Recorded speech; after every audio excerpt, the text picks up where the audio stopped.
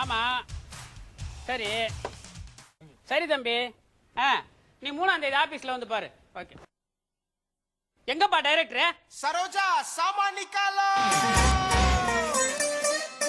ஏய் ஆனந்த் டேக் போலாமே ஆனவா. நான் வாஸ் லொகேஷனும் சரியில்லை ஒன்றும் சரி.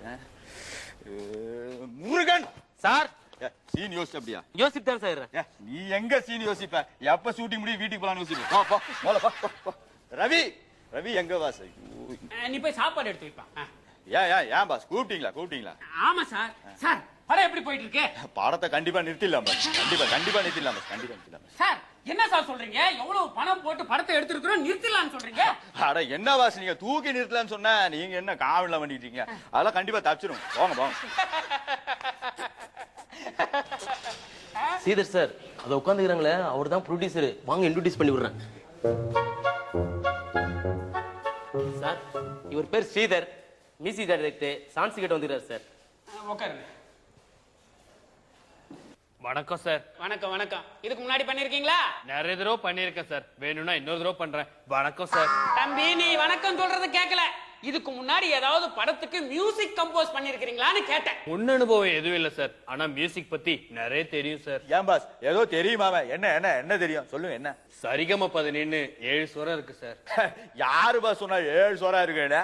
டிங்கு சுரம், எலி சுரம், மலேரியா சுரம், இது மாதிரி ஏகப்பட்டது இருக்கு. போங்க. சார் ப்ளீஸ் சார் அவர் கொஞ்சம் பேச விடுங்க. நீங்க குறுக்க பூந்து கலாய்க்காதீங்க. நீங்க சொல்லுங்க தம்பி, மியூசிக்க பத்தி உங்களுக்கு என்னென்ன தெரியும்? சார் கர்நாடக சங்கீதத்தையும் வெஸ்டர்னையும் ஒன்னு சேர்த்து டியூன் கம்போஸ் பண்ணுவேன் சார். ஏன் பாஸ் கர்நாடகத்தையும் வெஸ்டர்னையும் ஒண்ணு சேர்ப்பேன்னு சொன்னீங்க. எங்க அதே மாதிரி கர்நாடகத்தையும் தமிழ்நாடு ஒண்ணு சேர்ப்பா அப்படியா? ப்ளீஸ் நீங்க தானே பேச போறீங்க. எனக்கு என்ன? போங்க. சார் இவர் எப்ப சார் வெளியூர் போவாரு? ரயில்வே ஸ்டேஷனுக்கு வந்து டாடா காட்டுவா அப்படியா? இல்ல சார் நீங்க இல்லாதப்போ வந்து பாடி காட்டுறேன். ஏன் பாடிதான் காட்டுவீங்களா? ஆவடி அம்பத்தூர் காட்ட மாட்டீங்களா? ஐயோ போங்க.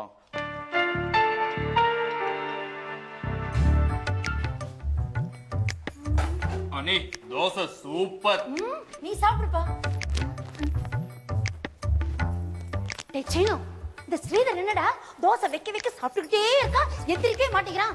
மாவு கம்மியா இருக்கு, உனக்கு தோசை வேணும் அவனை ஏதாவது சொல்லி வெறுப்பேத்தி அனுப்பிவிடு. நீ போடா வர. வாடா நீ போமா வர. வாடா. நான் சித்தப்பா தோசை சாப்பிடுற பழகுது. சாப்பிடு. எப்ப மியூசிக் டைரக்டராவ?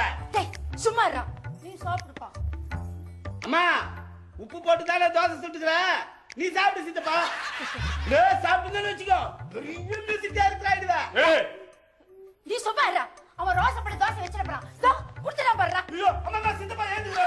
டேய் கிளம்பிட்டாடா. டேய் ஸ்ரீதர் நில்லுடா. ஏய் கூப்பிடுற சித்தப்பா. ஏய் ஸ்ரீதர் வாடா வந்து சாப்பிடு வா.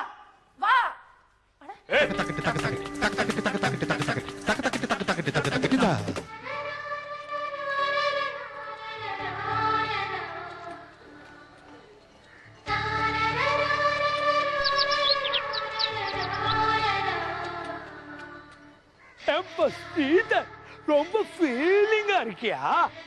ஆமாண்ண. அண்ணன் ஒரு கதை சொல்ற கேக்குறியா? நீயும் உன் பங்கு ஆரம்பிச்சிட்டியா? என்ன தென்கட்சி சாமிநாதன் மாதிரி டெய்லி ஒரு கதை சொல்லி என்ன வெறுப்பேத்துற? நான் தென்கட்சி சாமிநாதன் இல்லப்பா, கே நகர் சாமிநாதன். நகர்ன. அதான் கே நகர் சொன்னப்பா. ஐயோ கொஞ்சம் நகர்ன. ஸ்ரீதர் அண்ணன் சொல்ற கதைய கேளு. ஏன்னு இப்படி டார்ச்சர் பண்ற? மரியாதை அந்த கதையை சொல்லி தொலை. நான் சொல்ல போற கதையோட பேரு கோல்டன் 10 feet.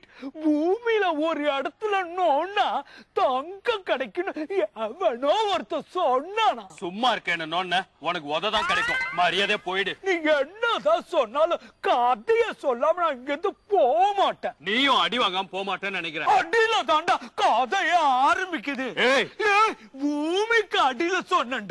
பூமிக்கு அடியில தங்கம் இருக்குன்னு தெரிஞ்ச ஒருத்தன் கடப்பாறை எடுத்து நோண்ட ஆரம்பிச்சானா. ஊர்ல இருக்கிறவங்க எல்லாரும் கிண்டல் பண்ணாலும் அவன் நோண்டத மட்டும் நிறுத்தவே இல்லையா. சரியான நோண்டியா இருப்பான் போல ஒன்ன மாதிரி. ஆமாண்டா மொல்ல மாதிரி. அவன் நோண்ட 2 அடி 3 அடி ஆச்சு. 3 அடி 4 அடி ஆச்சு. இன்னும் 2 அடி தோணா 6 அடி ஆயிடும். அப்படியே அதுல போய் படுத்துக்கோ. இன்னும் எக்ஸ்ட்ரா 2 அடி தோணா 8 8 அடி ஆகும். நீயும் அட்ஜஸ்ட் பண்ணி படுத்துக்கலாம். சொல்றத கேள்டா. அவன் 8 அடி தோண்டியும் அவனுக்கு தங்கம் கிடைக்கல. அவன் 150 அடி தோண்டி தண்ணியே கிடைக்க மாட்டேங்குது, தங்கம் மட்டும் எப்படி கிடைக்கும்? டி நகர் போ சொல்லு, அங்க நிறைய தங்கம் கிடைக்கும். சொல்றத கேள்டா. 8 அடி தோண்டியும் தங்கம் கிடைக்காத வெறுப்புல கடப்பாரிய தூக்கி போட்டு போயிட்டே இருந்தானா. அப்புறம் அந்த வழியா வந்த ஒருத்த அந்த கடபாரை எடுத்து அடைக்கு போட்டானா? இல்ல, பின்ன ஃபுல்லா குடிச்சிட்டு அந்த பள்ளத்துல உளுந்து வரனானா? உளுந்து வரல, தோரம் பருப்பு வரணும். அறிவு கெட்டவன, நீ ஃபீல் டைப்புங்கிறத அடிக்கடி மறந்துட்டு ஜாலியா பேசிக்கிட்டு இருக்க ராஸ்கல். சொல்றது கேள்டா. அந்த வழியா வந்த ஒருத்தன் என்ன ரகுவர வாய்ஸ் மறந்துட்டீங்கன்னா? தேங்க்யூ. அந்த வழியா வந்த ஒருத்தன் அங்க தங்கம் இருக்குங்கிறத தெரிஞ்சுக்கிட்டு திரும்ப தோண்ட ஆரம்பிச்சானா. 8 அடி 9 அடி ஆச்சான்.